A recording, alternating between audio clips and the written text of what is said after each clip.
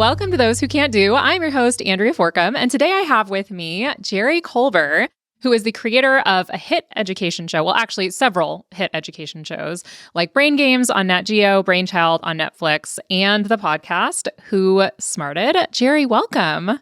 Thank you, Andrea. It's great to be here. Love your show. Thank you. I'm so excited to have you. I was telling my husband about this morning, and I was like, yeah, he's done like all sorts of shows, like Brain Games, and he's like, I love that show. So my husband is a very big fan of all of that. And I mean, you have worked with so many people. Like you work with Pharrell Williams on some shows, and Yes. The Mythbusters guy, and like Adam. yeah, like so incredible. And my brother is an aerospace engineer, and so I have vivid memories of my brother literally just sitting there like watching Mythbusters on a loop. Like any edutainment, as it were, has been like a big part of my home. Amazing. So how did you get into that originally? So I was a pretty bad student in high school, to be honest. Like science and math were not a strong suit for me, but I was always interested in it outside of school. Like I was always at like the Museum of Science. I was always reading about how the universe was formed, all this stuff, but it was like on my own terms. And it didn't occur to me until probably about 10 years into my career of making, because I made reality television for a long time. And at some point I was like, oh, the reason I wasn't good at learning in school is like I have a different learning style, and I never really understood what that meant. Like it's not something that's like was certainly not in the ether when I was going through school, but my learning style is very like hands-on, very like I want to like see it. I don't learn abstractly. And so when the opportunity came up, when National Geographic was looking for someone to help run their New York office, gosh, maybe 15 or 16 years ago, I was like, well, first of all, there's no way I'm going to get hired for that job because I've like been making reality shows. So I'm like, they're probably not going to think much of me. Right. And I was like, but on the other hand, if I did, I could bring a really interesting perspective to that of like, how do you take all of the fun of the like reality TV experience and apply that to learning about things like brain science and engineering and aerospace. And I had this sort of idea, and oh my God, like I think I did like 10 interviews to get the job. It's like, they're very, I mean, as you can imagine, Nat Geo is very particular about who it hires. Right. And I was pretty transparent. I'm like, I don't even know why you guys are talking to me. You're like unselling yourself at all the interviews. You're like, why am I actually here right now? Yeah. And they're like, no, but we want someone with your pop culture background. I was like, okay. And then it turned out they did. And I had such a great time working there. And the people there were really incredible. And one of the projects that was bubbling around at the time was, it was called like the Great Brain Test. And it was like a 3-episode special. And it was a pretty, to be honest, like the format when they gave it to me was pretty stodgy, like pretty old school. Like it was kind of like filming people doing things like brain tests. And it'd be like, can you figure out the puzzle? And I was like, there's something to this. And they were like, can you figure out how to make this really special and different? And there was a guy named Bill Margol there who worked together with me on figuring out like how to create this show. And that's what became Brain Games. And once we had the rough idea of like, can you play make it so that people can literally just play the games with the show without needing an iPad or an iPhone or anything like that. But like, instead of watching other people do it, can you just make it so that they do it in their living room?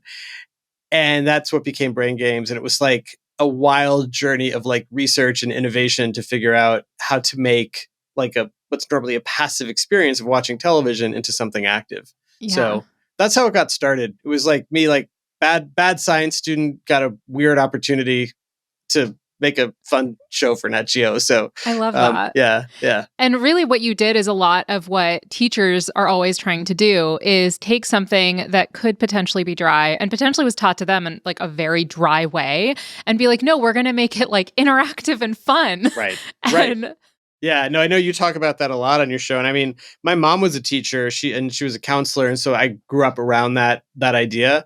And the classes that were most engaging for me in school were the ones where, instead of teaching us like English literature, I had a teacher who brought in Apocalypse Now and was like, we're going to watch this movie and then we're going to read Hearts of Darkness. And I was like, okay, this is freaking cool. But like, if they were just like read Hearts of Darkness, I would be like, do I, Right. I mean, I will, but but it Right. became fun because you're like, oh, this was the inspiration for that movie. So yeah, I'm 100% on the make it fun train. That's Yeah. awesome. So, Yeah. what kind of lessons did you learn making? Because I feel like reality TV in general, when people talk about reality TV, there's kind of like a judginess Mhm. about it. There Even should though, be. well, and even though we love it, right? Like Yeah. Oh yeah. I love me some reality TV. Like I'm not one of those people that like if it's reality, I'm automatically gonna be watching it. But like Secret Lives of Mormon Wives, like a Amazing. lot of people Yeah. right now. Yeah. Big fan of that one. Like there's a bunch of ones that I really enjoy. So what are the lessons that you took from your time doing that into Nat Geo that made it so successful? Yeah, so I started my life in television as a production accountant. I just had this weird series of events that led me through theater into working in for Dick Wolf on this show called New York Undercover back in the day, and that kind of led me into working on. Then I worked on Sex and the City, the original season of that, as the production accountant. So I got to see how many how much all those clothes were, which was Yeah, really kind of wild. I It's bet. like got to be friends with Pat Field. That was fun. It's like, Nice. okay, Pat, I love your clothes, but I really need you to understand how to fill out a petty cash form. Right. like, like we all have our strengths. I think she said. Right. Okay. Um, and then that led me to become the producer on Queer Eye for the Straight Guy, the original version of it, and that is where I had this crash course in like storytelling where there isn't a story, right? And Mm. so with Queer Eye, I'd be like, okay, we've got this guy, he's got an event coming up, and he has all these issues, but we would then have to work with the segment producers to figure out how to turn that into a story, right? Because otherwise, it's just like schlubby guy gets new haircut. Like that's Yeah. not really a story, right? Right. And so that was my first taste of like unscripted or reality, as we call it. Yeah.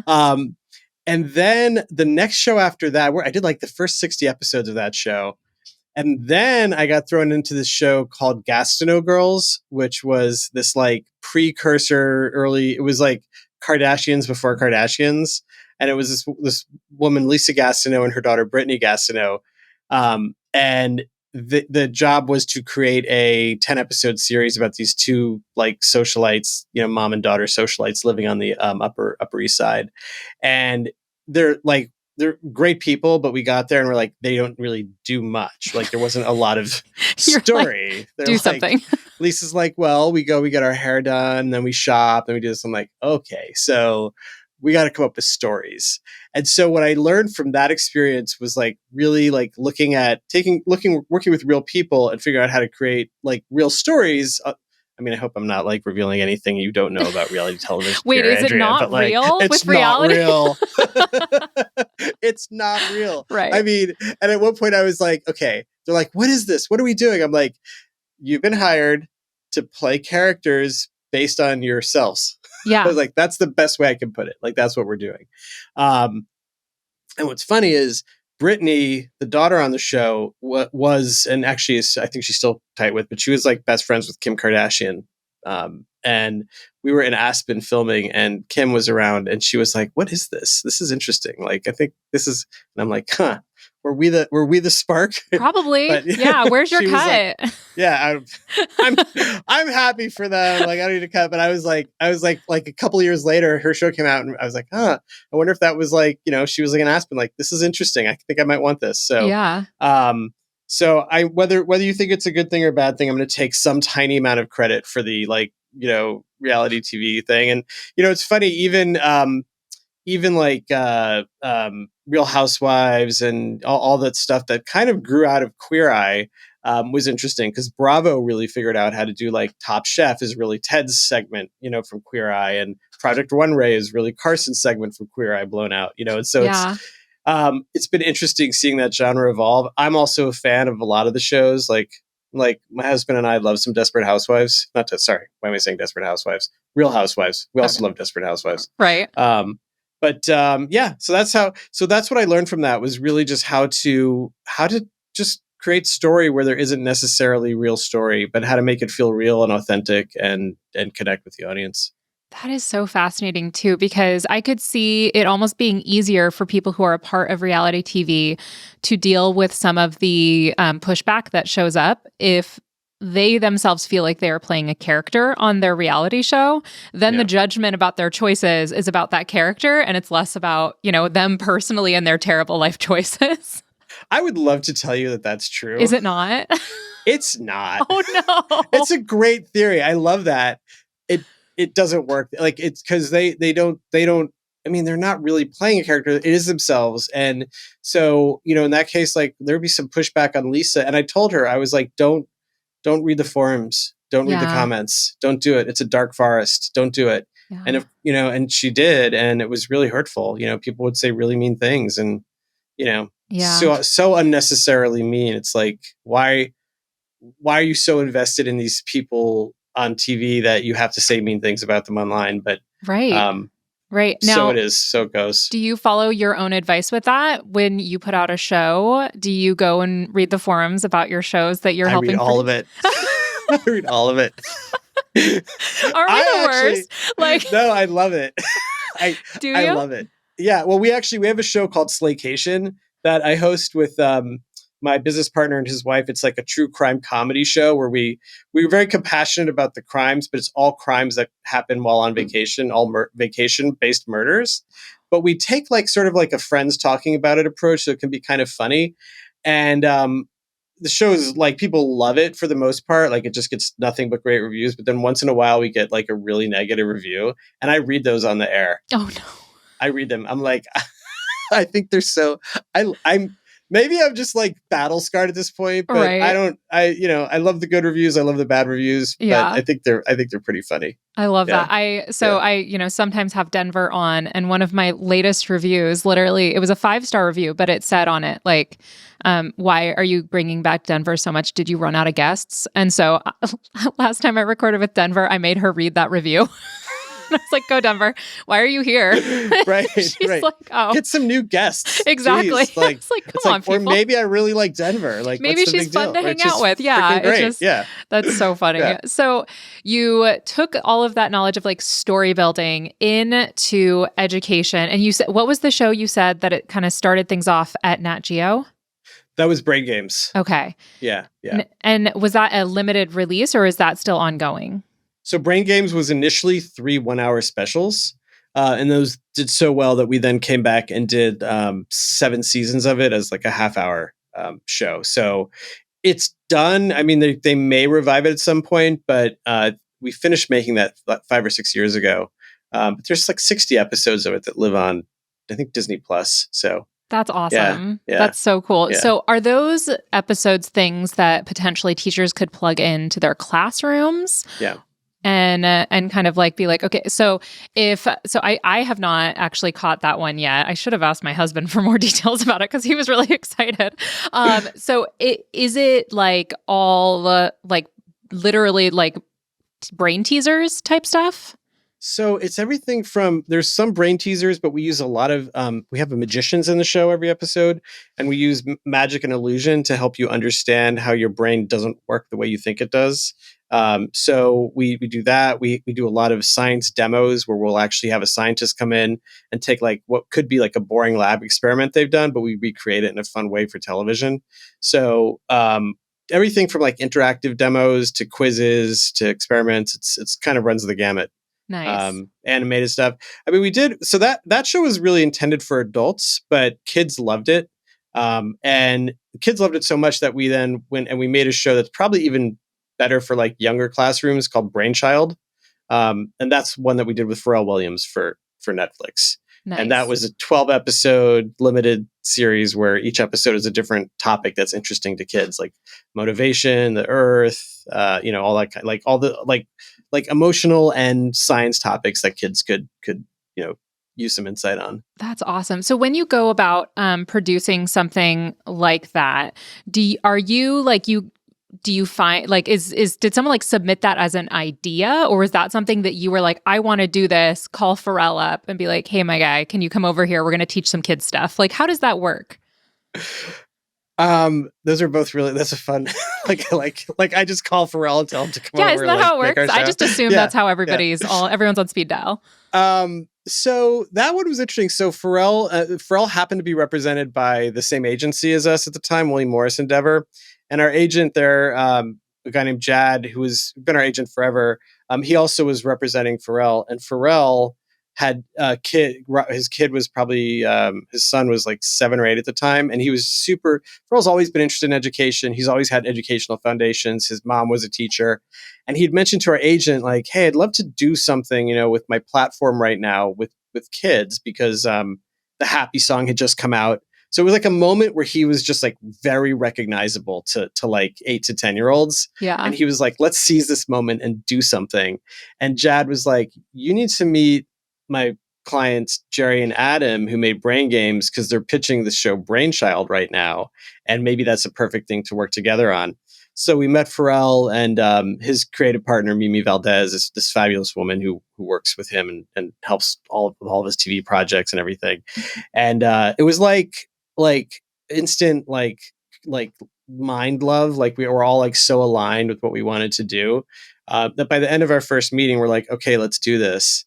And that's how it happened. And then we just ended up spending the next like 4 or 5 years working together. We did that. We ended up doing we did a documentary with Pharrell a couple of years ago about his music festival. So, Nice. It all kind of grew out of that initial meeting. But it was just, the way it kind of works is sometimes just the stars align and someone's like wanting to do some kind of project that's similar to what you're thinking of. And, you join forces and it's amazing. I love that. And you said that one of your parents, was it your mom or your dad who was an educator? My mom was a teacher. Yeah. And how has that kind of informed how you approach these things?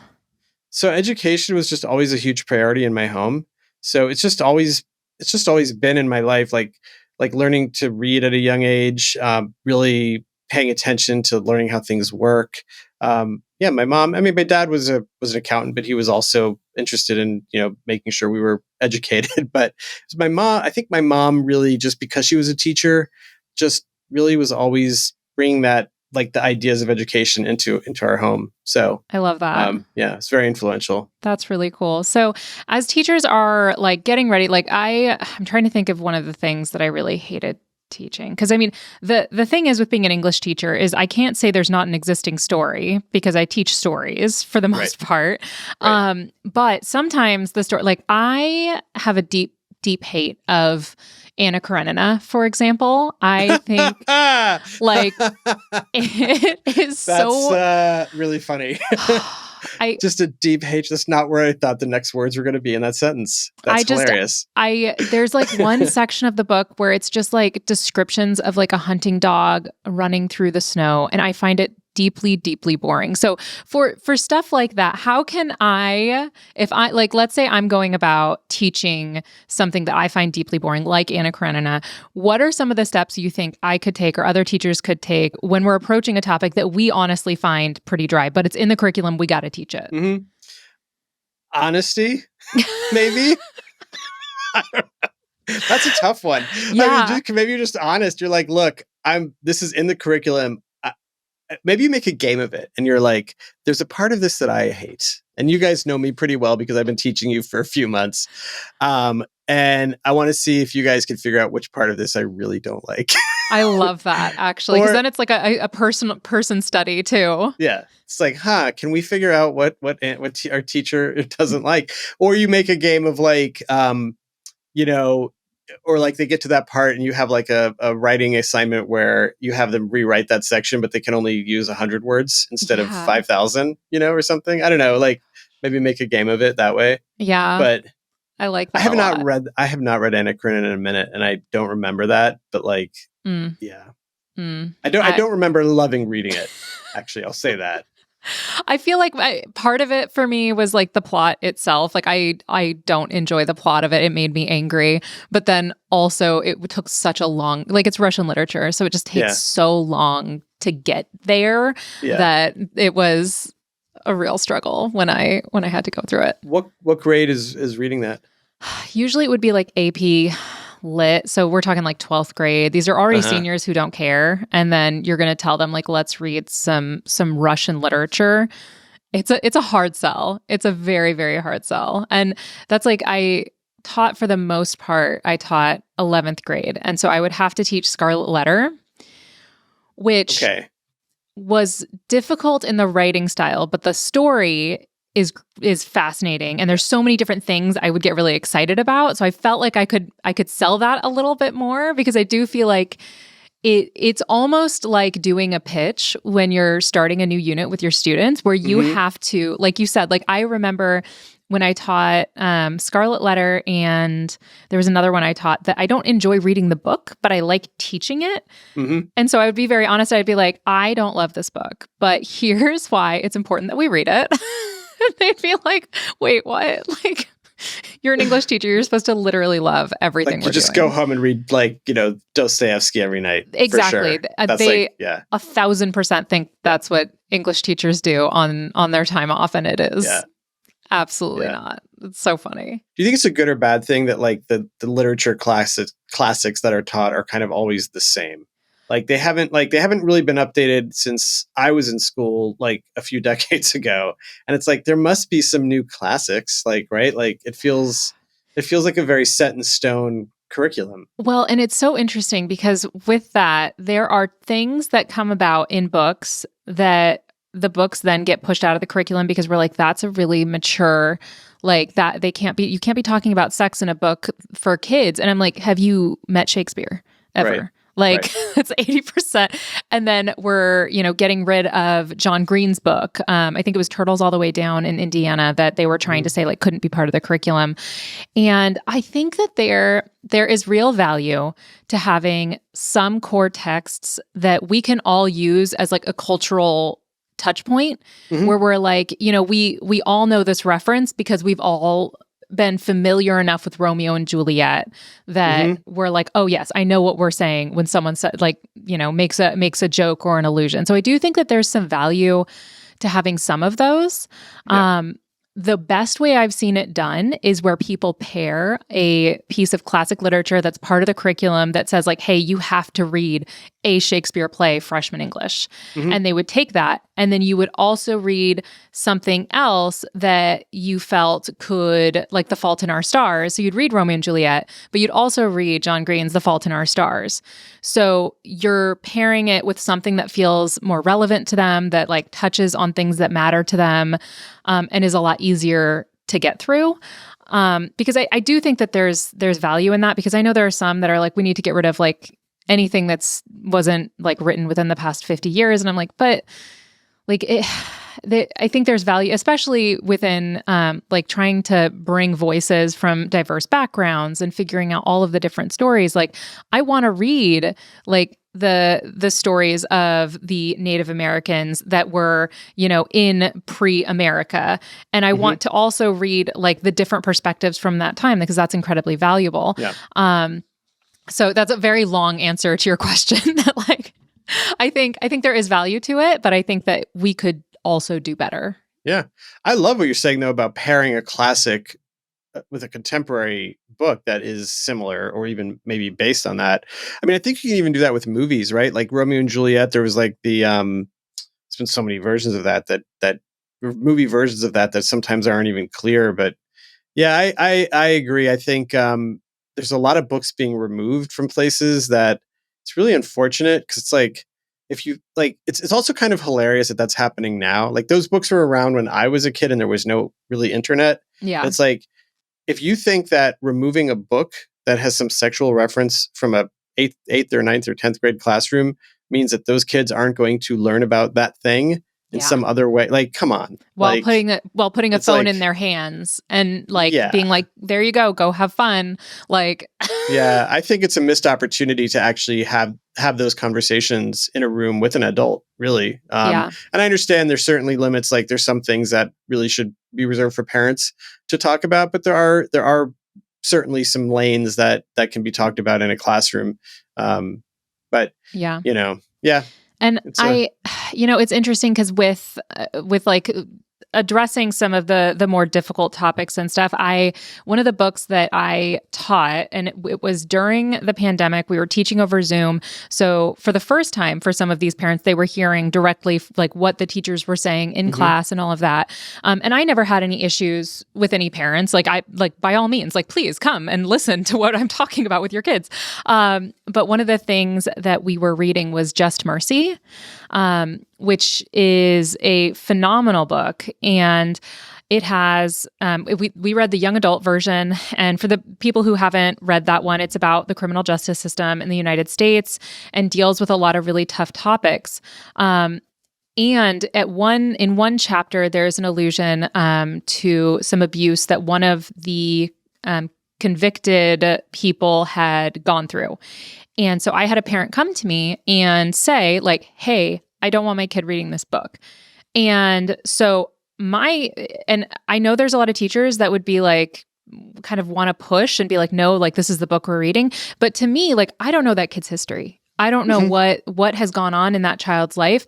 And I think it's kind of on the teachers that when there is something like that, where a parent says like, hey, I have a concern, can we get an alternate thing, that we have options of being like, sure, these are the lesson objectives. Here's a book that could also do that. Here you go, and offer that option, because I think it's really important for parents and teachers to work together, to help kids get the education they need, in a way that's going to not be super traumatic. Because again, like, I don't know what that kid's been through. I don't want them to have to face something traumatic in front of all of their peers in a classroom setting. Like, that would be incredibly challenging. So yeah, I think that there's room to have, I think, a little bit more open dialogue about what we're teaching, how we're teaching it, than sometimes people want to have.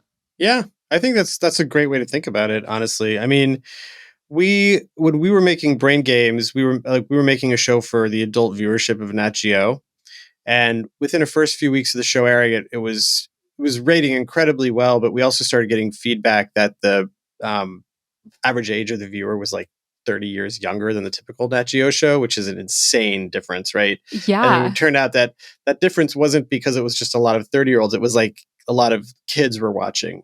Wow. And we were about to start making our Brain Games episode on sex in the brain. And my business partner, Adam's daughter, came home from school. She was like 8 at the time. And she's like, Daddy, all these kids in my class are watching your show and brain games and this and that. And Adam said, cool. And he comes in the next day and he says to me, he goes, hey, you know that episode we're about to make on sex in the brain? I was like, yeah. He's like, it's now called Attraction.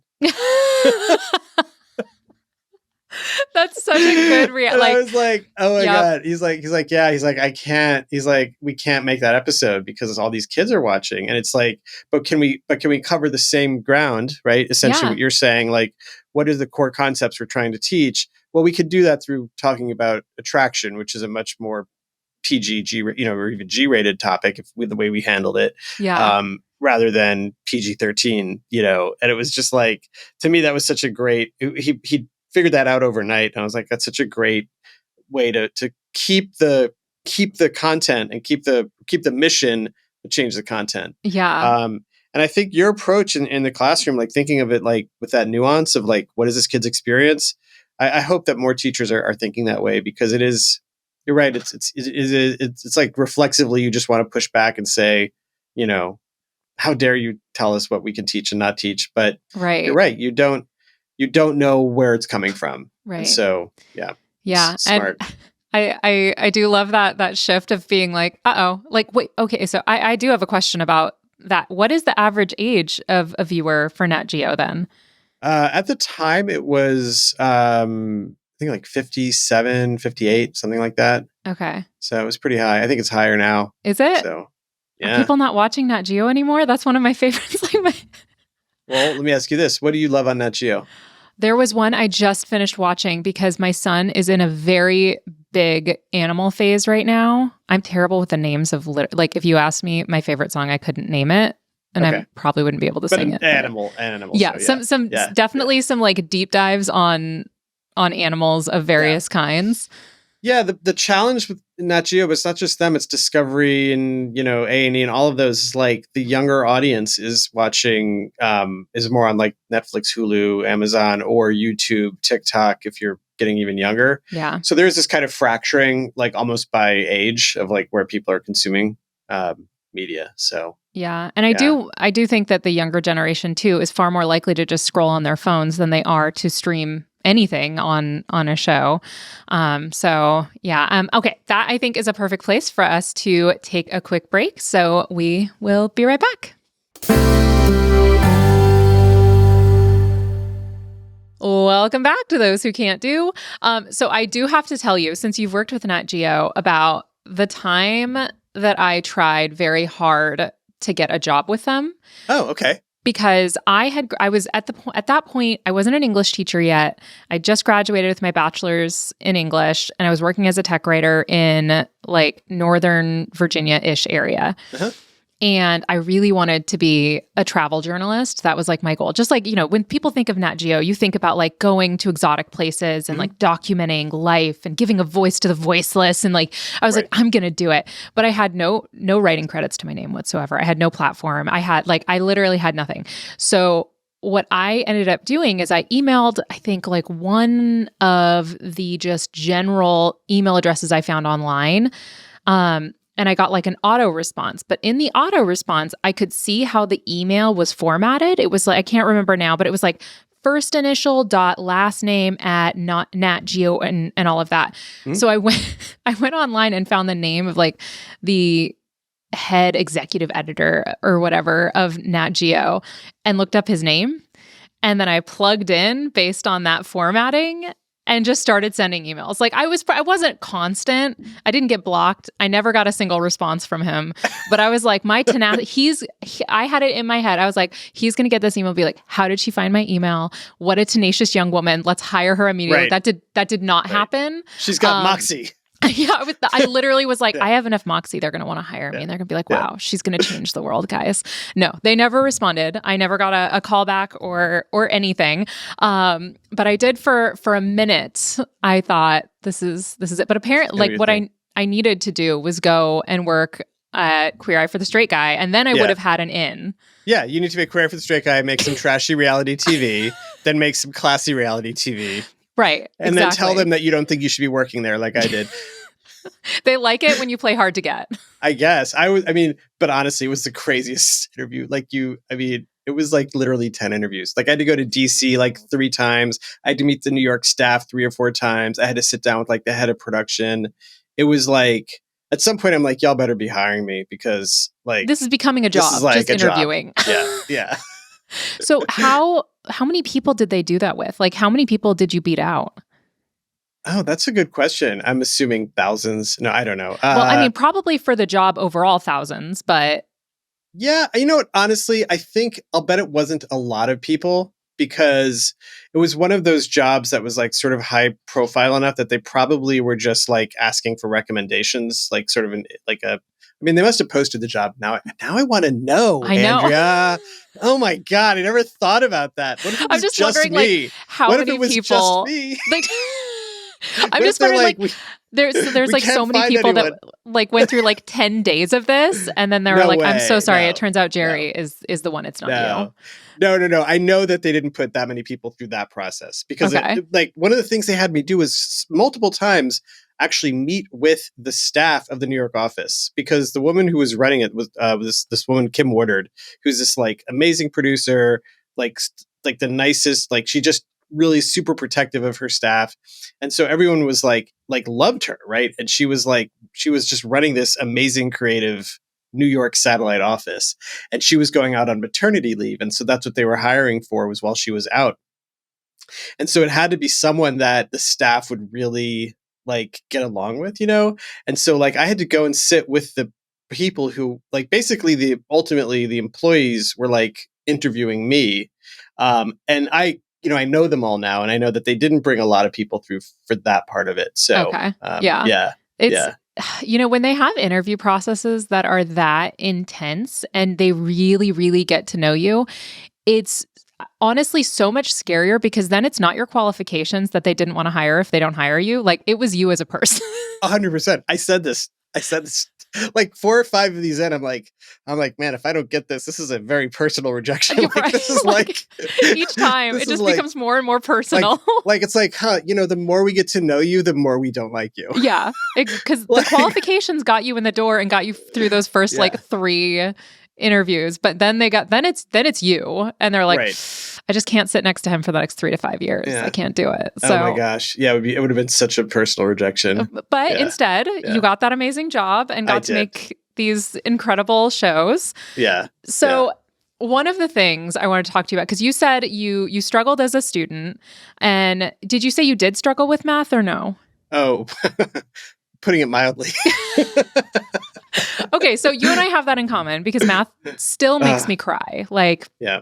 to this day, I will sit down and I will panic. And one of my very good friends, she has a 12-year-old who she's been temporarily homeschooling, and it very likely is going to come to an end soon because her daughter is doing the same thing I did, where anytime she sits down with her to talk to her about math, she will shut down. She will say, like, I can't do it. And I have such a vivid memory of sitting in math class and staring at the problem in front of me right after the teacher had finished talking about it. And I remember thinking when she was talking about it and going through it, I understood. And then she's like, okay, guys, do the problem on your paper. And I looked at the problem on my paper and my mind went blank, except for like this horrible little voice in my head that was going like, you're an idiot. You're so dumb. Like, you can't understand this. How do you not understand this? And I'd like look around. Everyone else was working. No one else seemed stressed. And I would just start to cry. Like, that was, I would say, more days than not in my 7th grade math class. And unfortunately, the math teacher I had was, I would say, very old school. And she would get very frustrated if you didn't understand, because she felt like it was because you weren't paying attention. It couldn't possibly be anything else, that maybe there was like learning challenges or anything like that. So I'd be like, can you explain that again? She's like, I just went through that. And I'm like, okay, cool, got it. So I am dumb then. And now Got I it. understand. Now I Yeah. understand because you told me I'm stupid. So thank you. Exactly. So what was your experience like with math growing up? So I always knew that I was like kind of into math in like the idea of like math as it related to real world things, but like math as like an abstract concept in school was not my jam at all. And my mom, being an educator, was like very keen that I would like learn the most possible, right? Yeah. And so I would test well on like math, whatever aptitude tests, but then we got to 9th grade and they were like, you have to go into pre-algebra. And I was like, I don't want to do that. Like, I know what algebra is and I don't want to do the algebra. And so therefore I don't want to do the pre-algebra. Right. I've seen Like, what I don't wanna needed to see. I've seen, I can see into the future and this is not a part of my life. Right. And they were like, well, this is what we want you to do. I was like, this is a terrible, terrible idea. I was just telling all the adults in my life. So pre-algebra kind of got through it. Algebra really started to struggle.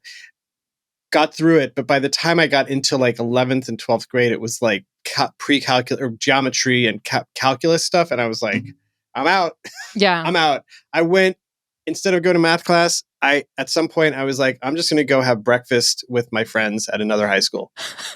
You went to a different high school. I went to a different high school, not and a started to restaurant. hang out. I just like would go like hang out with my friends, and like it was bad. It was bad. Like I just gave up.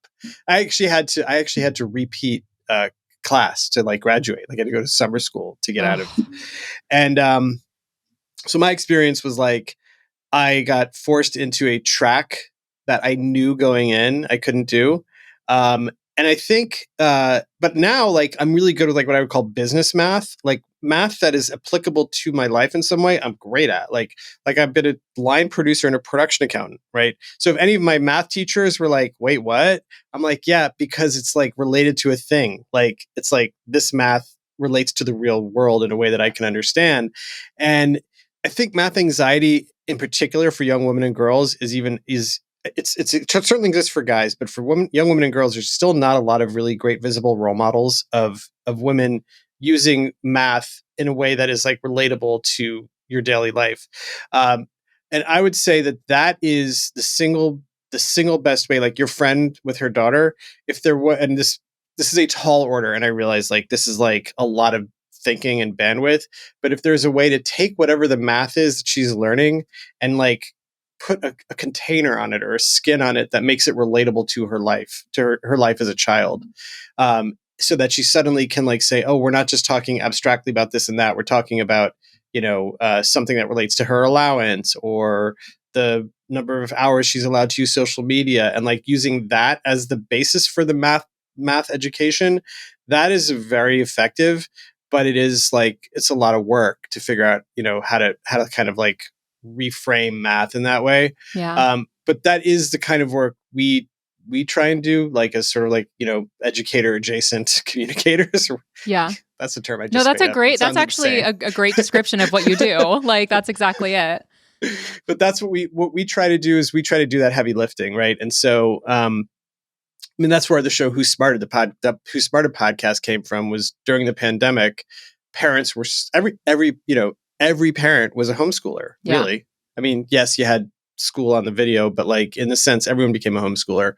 And so we created Who Smarted, particularly for elementary school kids, to help them get excited about these topics that they were probably going to struggle with, and to make it a little easier so that when you got to the curriculum, they were like interested and curious. So, because we just realized like that's a lot. Like people are like, well, how come your methods aren't being used in a classroom? Like, because teachers can barely like do the checklist of like the curriculum, getting the kids settled in, grading papers, like all of the back office stuff. And then like, oh, they also have like these things called their own lives, like outside of the classroom. So no, teachers cannot be expected to like come up with like unique learning methods for 30 kids in every classroom. That's insane. Yeah. Well, and I think like what you said about making it personal, that also is going to be very personalized to the kid.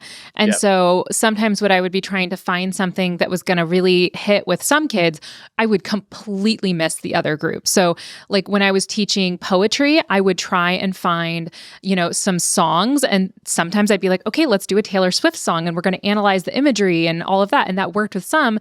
But then I have these other kids over there that are like, this is like, I hate Taylor Swift. Like, why are you making us listen to this? And so I feel like that's also a part of it, where it's like trying to make it relevant is going to make it relevant for this little section. And then you're going to miss like a lot of the other kids. And I think you're totally right with like the math piece too, because for me, like as an adult, like I run my social media business and I do all of that and I do my books for that. And I never feel the way that I did as a middle schooler when I'm doing that. And granted, it's very basic addition, subtraction, percentages, stuff like that. Same thing with grading. I never felt overwhelmed or stressed. And I think it's because, like you said, like it had meaning to it that it just didn't have in middle school. And that was one of the things, my husband prepping for his PA program, he was learning such high-level math and in such high-level sciences and stuff like that, that he started to find out some of the why behind some of the math rules that we learn at lower levels, where they just say, just trust me, that's the way it is. And that I always remember being the part that I couldn't jump over that gap where I'm like, but why do we do that next? And they're like, well, just trust me, that's what you do next. And I'm like, but I don't understand, like, it seems logical to you that we're doing it next, but I don't understand why that is a rule. And because it was such high level math, they would have to go so far beyond what I was capable of learning that like I couldn't memorize those rules, and then would get very frustrated with myself. And I think, like you said, like by making it like, okay, well, if you're going to be doing, paying out salaries to people, or, if you're budgeting for buying makeup and you make this much and you're going to take out this percentage in taxes and all of that kind of stuff, it does, like you said, put skin on it, where it's like, okay, like that I can wrap my brain around. Yeah. Instead of like the word questions where they would say like, John bought 73 watermelons at the farmer's market. Like that didn't help me very much. Yeah. You're like, I don't know, John. Right. But my first question is, why is he buying 73 watermelons? That seems like what's wrong with him? Way too many watermelons. Yeah. And while I'm thinking about that's that's where I miss it. Maybe we should write a book on like math, making math relatable for young girls, and just call it Way Too Many Watermelons. That would be so good. I mean, there's a thing there, right? It's like our inside joke.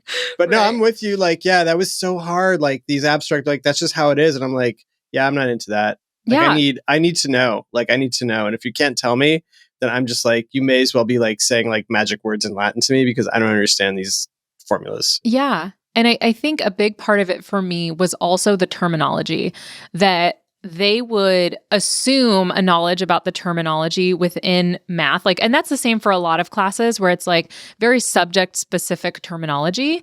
And because those concepts didn't really hold much weight because they were all like just like in the ether floating around my head, I had a really hard time remembering what those words meant. And so she would explain it up there and would be like, yeah, and then, you do this with the denominator. And I'm like, is that the top or the bottom? Right. The sine and the cosine. I'm like, yeah. And I'd already be lost before she even finished, or I'd be wondering what they were using watermelons for. Like, it would be kind like, of. It's like, does Peter work for Gallagher? Right. Like, what's I'm going like, on? Right? Like, how is this? What is happening right now? And then I would get really frustrated and feel really dumb because everyone else was like, who cares about the watermelons? And I was like, me, like that would be always the challenge. But you also were going into like writing and creative. Like that was for me too. Like I knew that I was going to go into some creative field. And so there was also just like a 100,000 foot level of like, even if I was to spend the time to try to understand this, will I ever use this in my life? And I was pretty sure that the answer for calculus was a solid no. Yeah. And that as a teacher, that is the worst question to be asked. It's so frustrating. But I remember there were many times where someone would be like, when am I ever going to have to use this analyzing poetry? And I would have to be like, probably never, to be honest, today, this year when we have a final. But also, if you don't know what a metaphor is, that's going to be embarrassing. I'm trying to help you, save you from embarrassment. And I, at least with English, always had the piece of like, the way you communicate is in and of itself a message to the world around you. Yeah. And I want you to feel comfortable communicating with the power that you want to use in every single situation. Because I would have students from, very, very southern areas in rural Virginia, and they would use a lot of slang and all of that. And they're like, there's nothing wrong with it. I was like, I agree. Like we all code switch. But if I were to show up and use all of your guys' slang it was 2013, so the slang has completely changed, but I, would use a string of, I usually would introduce the topic by using a string of just very current slang, like the kind of brain rot stuff that we hear now. And they would physically recoil from me. And I'm like, okay, do you see how I came in here and I used the wrong terminology for this situation, for who I am to you, all of that. I want you guys to have the tools to know how to use the English language in a way that no matter what room you go into, you can use it however you want to use it and send the message you want to send. And that to me was a really powerful way of making what we were learning really relevant, because I'm like, I don't want you walking into a room and feeling like, I'm from this region and therefore everyone in this room is going to judge me and see me in some type of way. Like if you still want to send that message and be like, screw you, I am who I am, great. That's totally your choice. But I want you at least to have the tool here to adjust if you want to adjust. Yeah, that's such a great way to put it, is like you're giving them an option to they, and to really honor where they're from and the language they use, but also to say like, there are going to be rooms where you're going to just be like, not saying it's a good thing, bad thing, but there's rooms where if you speak in a certain way, you're not going to be taken as seriously. Yeah. I also love telling students, how are you going to use this? I'm going to save you from embarrassment. Like, I'm going to save you from shame. Right. Like, that's a powerful motivator. Right. But funny. But no, I love that. I love the way you think about that. Yeah. Especially at that age where like, there is nothing worse than being embarrassed. Like there's nothing worse that you can have than having people laugh at you. And, especially since a lot of these kids, a lot of their interactions are online and therefore documented for other people to view. Yeah. And so giving them the tools so that they can at least use grammar in a way that they are communicating what they want to communicate was always something that I really stressed to them. And I'm like, it's not that it matters for communication. Like it's not a moral thing that I care about where the comma goes, but if you're trying to communicate something and you put the comma in the wrong space, sometimes you are communicating something completely different that you maybe don't want to communicate. And I feel like that always made so much more sense to me than the math piece, where I was just like, I want to eventually pay for an accountant so that I don't have to think about math. Little did I know I'm still going to be doing it myself because I'm too cheap to pay for an accountant. But hypothetically, the thinking is there. This is what I learned from geometry, is that I'm going to be hiring an accountant when I'm an adult. Literally. That's so very true. Oh my gosh. So when you eventually became an accountant yourself, how did you make that switch? Because you said in high school and all of that, like you were eating breakfast at a neighboring high school. How did you go from that to being like, yeah, sure, of course I will apply for this accountant job? So I never actually, that's the funny thing is I never applied for an accounting job. I got hired. One of the guys who taught me at NYU at theater school was like, oh, you need to meet this woman who's producing this Broadway show. And she's looking for an assistant. So I got hired as her assistant, and it was a show that was financed by Universal Studios. And so they came in with this like whole production accounting software system. They wanted the accountant, and there was an accountant on the project, and the accountant, I don't remember exactly what happened, but within a week was fired. And they were like, can you like, just as a temporary measure, kind of like, we'll tell you what to do, but just fill in the stuff that needs to get filled in. Cause they were based in California and we were in New York, and they're like, we'll get you on the speakerphone. Yeah. We'll like talk you through it. I was like, okay.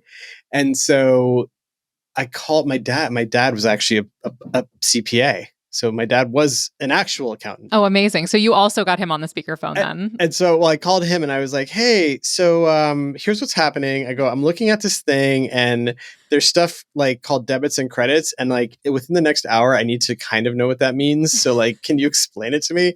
And like, this was in like 1992, I think. So email wasn't quite a thing. So but my father like literally started like faxing me like instructions. Oh my gosh. That gives me such secondhand anxiety thinking about having like my boss be like, can you do math for me? It's very important. And then having to read faxes to figure it out.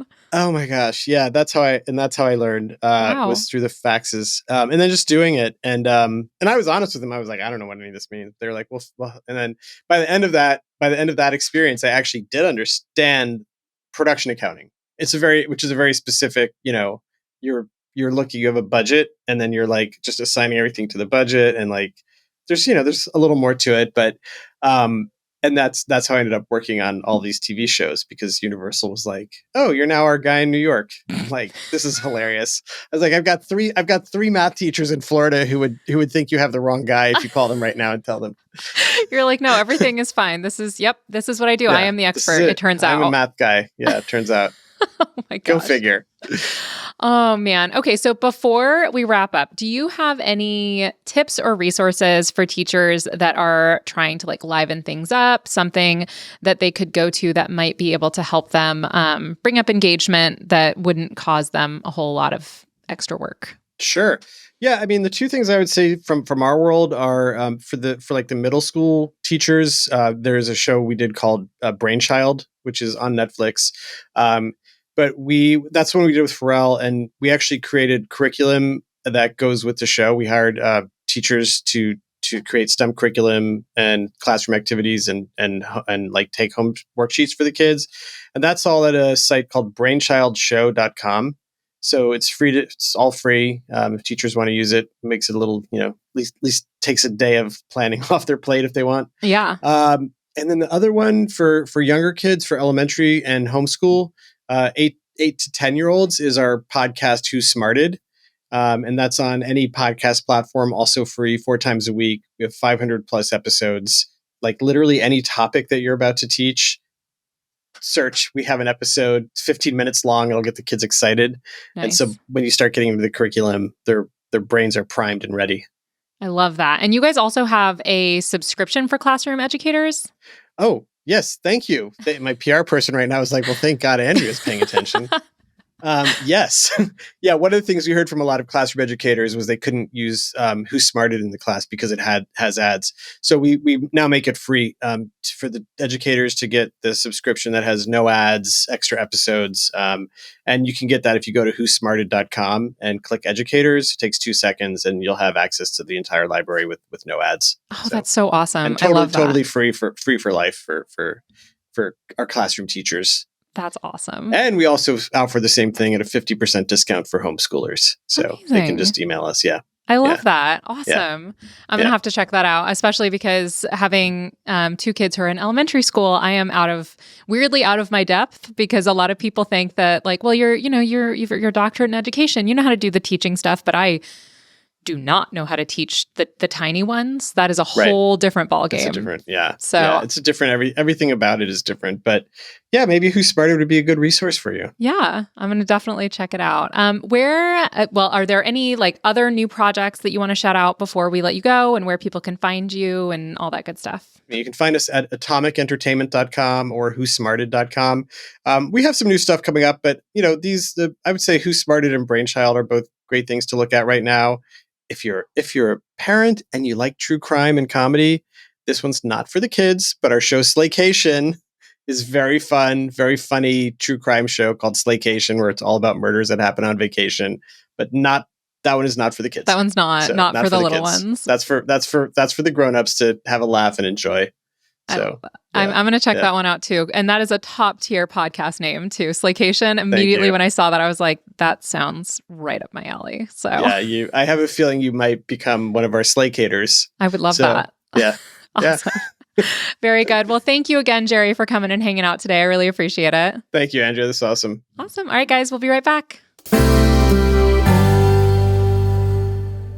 Welcome back to Those Who Can't Do. I had so much fun chatting with Jerry, and he has so many cool experiences in like parts of the entertainment industry that I have enjoyed for such a long time. Like, love reality TV, love Nat Geo, as you guys heard, tried to stalk my way into a job there once upon a time. So I think that's so fascinating, and I think it's really exciting that people who are education minded are looking to create educational content that are going to help us as educators kind of support what we have going on, but also just are, fun and entertaining. And I think you called it edutainment, which I absolutely love. If you have thoughts about what we chatted about today, or you have suggestions on who you would like to have come on, you can hit us up, Andrea at human-content.com, or you can contact me at Educator Andrea, or you can contact the whole Human Content podcast family at Human Content Pods. And thank you so much to the wonderful listeners who have left awesome reviews. In particular, thank you to my dear friend Lauren Cella on Apple, who said, I was a guest on the podcast and chose to listen to all the other episodes because she actually interviews real teachers who have practical advice and funny stories, not just much of the edu-speak that we get in our credential program. Plus, Andrea has devoted her life and career to helping other teachers, so it just kind of feels like she's my IRL mentor, which I really appreciate because I think Lauren Cella is an incredible educator, and she was one of the first few episodes that we did, and she's just a good human. She's a Gen Z history teacher on TikTok and Instagram. So thank you, Lauren. That's so very kind. If you want to catch the full video episodes, they're up every week on YouTube at Educator Andrea. Thank you so much for listening. I'm your host, Andrea Forkham. A very special thank you to our guest co-host today, Jerry Kolber. Our executive producers are Andrea Forkham, Aaron Corney, Rob Goldman, and Shanti Brooke. Our editor is Andrew Sims. Our engineer is Jason Portizo. Our music is by Omer Benzvi. Our recording location is Indiana State by College of Education. To learn more about our Those Who Can't Do's program disclaimer and ethics policy and submission, verification, and licensing terms, you can go to podcasterandrea.com. Those Who Can't Do is a Human Content production.